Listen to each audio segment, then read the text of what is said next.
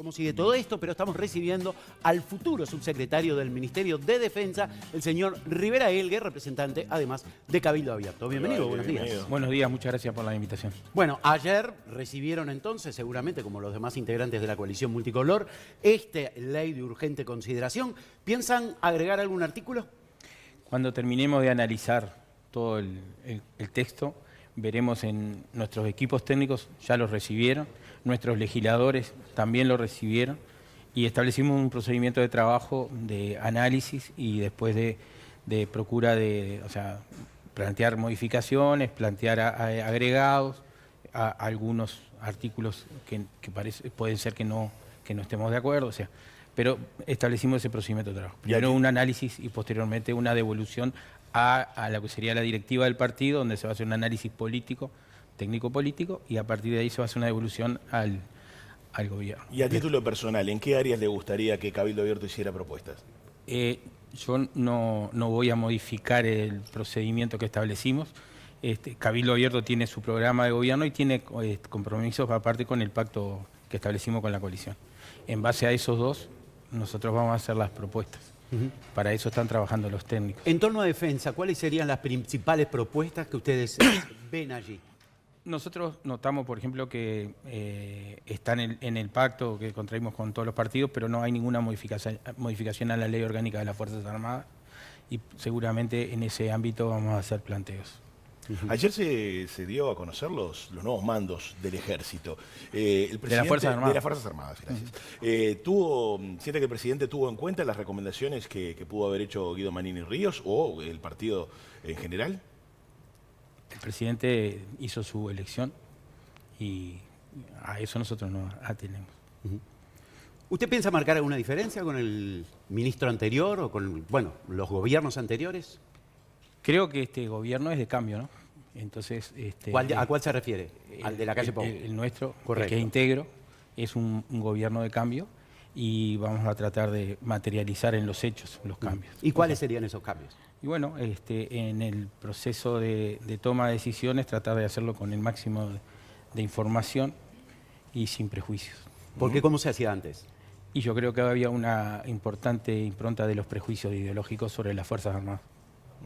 ¿Por parte de los comandantes? Del gobierno. No, de los comandantes no, del gobierno. Del gobierno con las Fuerzas Armadas. ¿De todos los integrantes o está hablando puntualmente de la cartera de defensa? No, el conjunto, porque la cartera de defensa es una parte nada más, pero muchas veces hubo legislación que se modificó en el Parlamento sin consideración incluso de las propuestas del propio Ministerio de Defensa, de este gobierno, del gobierno saliente, ¿verdad? A nivel de presupuesto y de recursos, ¿hay algún área de las Fuerzas Armadas que necesite mayor asistencia? Bueno, el ministro ya ha hecho algunos comentarios sobre la necesidad de equipamiento de la Armada, de la Fuerza Aérea, dada la importante desinversión que se ha sufrido en estos 15 años. Eso ha determinado que las capacidades operacionales, operativas de esas fuerzas estén muy restringidas y acorde a los informes de transición que hemos recibido, en un corto plazo muchas de esas unidades estarían quedando no operativas y eso sufriríamos un vacío operacional que afectaría seriamente las misiones el cumplimiento de las misiones de las Fuerzas Armadas. Y también esta hora, por ejemplo, que va a entrar, estaría entrando en vigencia, falta algún detalle como la regla de empeñamiento, la ley de seguridad en la frontera, que esa es una norma que se aprobó en el 2018 y que todavía no fue puesta en ejecución. Usted critica que en el gobierno de Frente Amplio primó lo ideológico sobre los deseos o las voluntades del Ministerio de Defensa. ¿En este nuevo gobierno no hay una postura ideológica? ¿No hay una política de defensa? Vamos a elaborar una política de defensa abierta para toda la ciudadanía y para que puedan entender. ¿Eso no es ideología, no es una ideología? La ideología de trabajar en base a políticas creo que más bien es buenas prácticas. O sea, desarrollar políticas públicas es buenas prácticas. Y donde participen todos es democracia. ¿Va a contribuir de alguna manera el Ministerio de Defensa en la búsqueda de restos de detenidos desaparecidos en los batallones? Eso ya lo hemos manifestado, el Ministerio de Defensa, y va a colaborar en todo lo que se pueda hacer para conseguir información y llegar a la solución de ese tema. ¿Piensa que en algún momento se cerrará ese tema? ¿Habrá usted algo por dar por cerrado ese tema? Ese tema no podemos hablar nosotros. Evidentemente que los que son afectados directamente son los que pueden determinar cuándo se va a cerrar. Es muy injusto hablar de una posición en la que uno no se ve afectado. No, las personas, digo, obviamente lo cerrarán cuando puedan, Sí, ¿no? sí. Digo, a nivel personal, pero esas personas tienen una relación con la institución y esa institución facilita, complica. La institución, Entonces, la Fuerza ¿cuál Armada, es la postura de la institución en durante su gobierno? la postura de las Fuerzas Armadas desde hace mucho tiempo es proporcionar toda la información disponible. ¿Cabildo Abierto tiene candidato a la Intendencia de Montevideo? Tiene candidato y ya se lo comunicó a algunos referentes de la coalición. ¿Y cómo va a seguir entonces ese proceso? Y en el proceso de transmisión de esa información con todos los referentes y la devolución de sus opiniones, si apoyan o no, a partir de ahí definiremos el tema. ¿Bajo qué lema? Si eventualmente le gustaría, bajo el lema de su propio partido. Y nosotros entendemos que tiene que ser bajo el lema de Cabildo Abierto. Eso da a entender que, digamos, la idea de que el lema Partido Independiente sea un poco el paraguas del candidato de la oposición para Montevideo no place dentro de la interna de Cabildo Abierto. El tema que definir que el Partido Independiente es el lema determina que solo lo puedan hacer algunas personas, no todas. O sea, nadie que haya intervenido en las elecciones internas del año pasado puede participar en el lema de Partido Independiente. O sea, que los que participaron en Cabildo Abierto en las elecciones internas no pueden participar porque la ley no lo permite. Por lo tanto, eso establece una restricción. Además, por lo que dijo Pablo Mieres, solamente sería para un candidato único, o sea, solo para un candidato único, no sería para otras opciones. Entonces, eso establece muchas restricciones. Y entendemos que nosotros, acorde a nuestro potencial electoral, tenemos derecho a participar con candidatos propios. Sí, eso es lo que opina justamente Ernesto Talvi, ¿no? El futuro canciller del Partido Colorado, que considera que Cabildo Abierto tiene un perfil demasiado fuerte, que tuvieron una votación sustantiva y que ellos creen que para la Intendencia de Montevideo se necesita un candidato un poco más neutral, con menos peso. Bueno, esas definiciones, cuando a nosotros nos plantearon las posibilidades de ir en un lema, nunca nos dieron ese tipo de definiciones o ese tipo de necesidades que tenía que llevar un lema. Esas características parece que fueron a medida para Cabildo Abierto. Después que nosotros planteamos, cuando se habló del Partido Independiente, nadie fijó, no, tiene que ser algo neutral, pero aparte esto es un tema electoral. O sea que tener pocos votos es algo bueno para una elección. Yo creo que es al revés. Si usted me dice, el lema del Partido Independiente tuvo menos votos en la nacional que una lista nuestra en lo departamental. Y nosotros vamos a ir por el departamento de Montevideo, estamos hablando, y creo que esto es un tema electoral. Entonces decir que uno porque tuvo muchos votos no puede ser lema, me parece que no tiene... O sea, si esa es la causa, bueno, entonces lo tendríamos que haber establecido antes. Y por fuera de la capital, ¿va a presentar en el resto de los departamentos Cabildo candidato propio? ¿Se está buscando alianzas? ¿Hay algún departamento, alguna zona que les interese especialmente?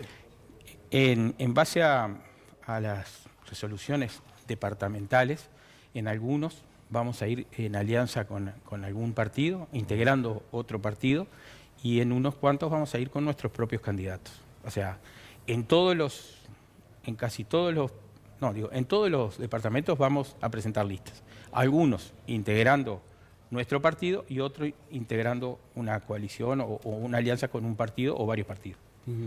Dentro de esta ley de urgente consideración y lo que tiene que ver también con la seguridad, coloca a los militares, ¿no? En igualdad en lo que tiene que ver con la ley de presunta defensa, ¿no? Como con los policías, cosa que antes no sucedía y supongo tiene que ver con esta extensión del territorio, ¿no? Donde pueden participar militares 20 kilómetros, ¿no? Hacia adentro de las fronteras. Sí, sería por eso, también sería por la guardia de cárceles.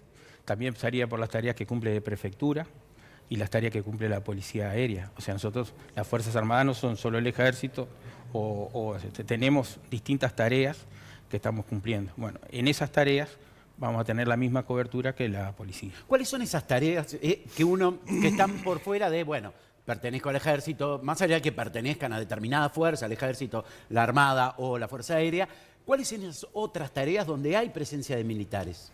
Bueno, como le decía, la Guardia de Cárceles. Ese es un punto álgido. Ese es un punto muy importante, que no es una misión específica de las Fuerzas Armadas, pero es una contribución importante para la seguridad. ¿Usted propondría algún cambio en esa participación del ejército, tal cual está hoy? Nosotros propusimos que Cabildo Abierto propuso hacerse cargo de cárcel de alta seguridad por parte de las Fuerzas Armadas. O sea, que incluyera la administración. O sea, completa. O sea, toda la cárcel de alta seguridad está por fuera del Ministerio del Interior. O sea, estaría bajo el control y la administración de las Fuerzas Armadas. No, o sea, ese sería la... Correcto.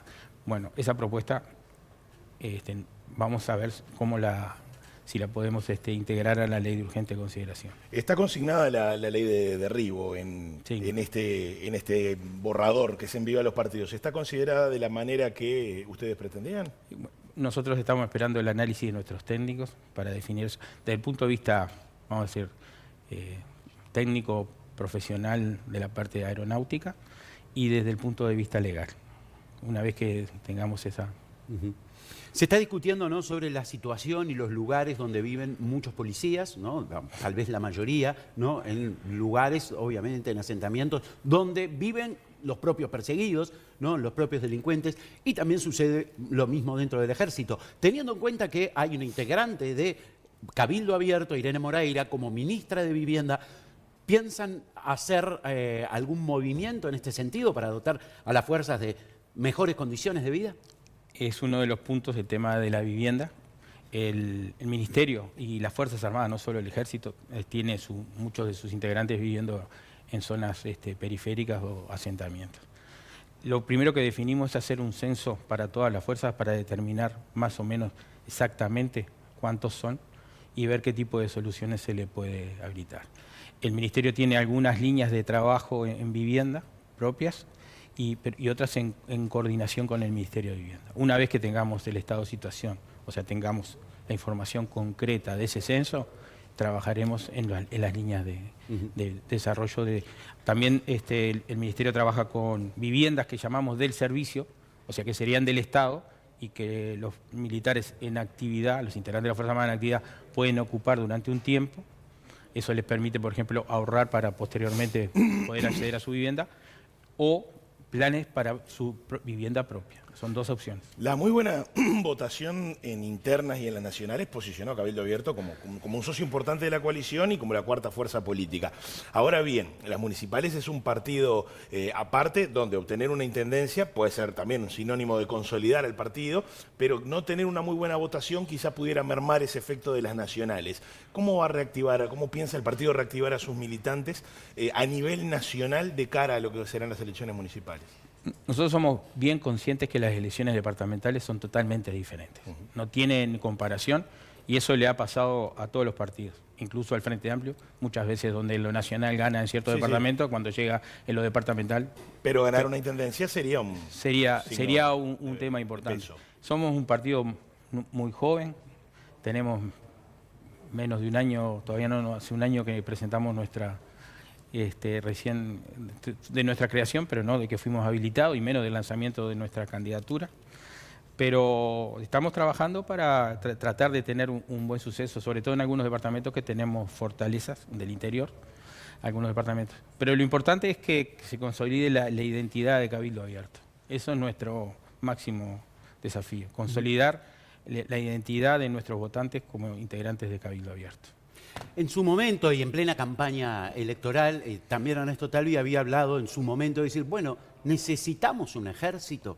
¿Qué tipo de fuerzas armadas necesitamos?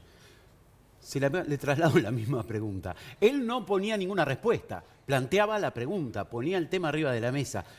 De acuerdo a su experiencia y a lo que han hablado, ¿qué tipo de fuerzas armadas quieren tener ustedes?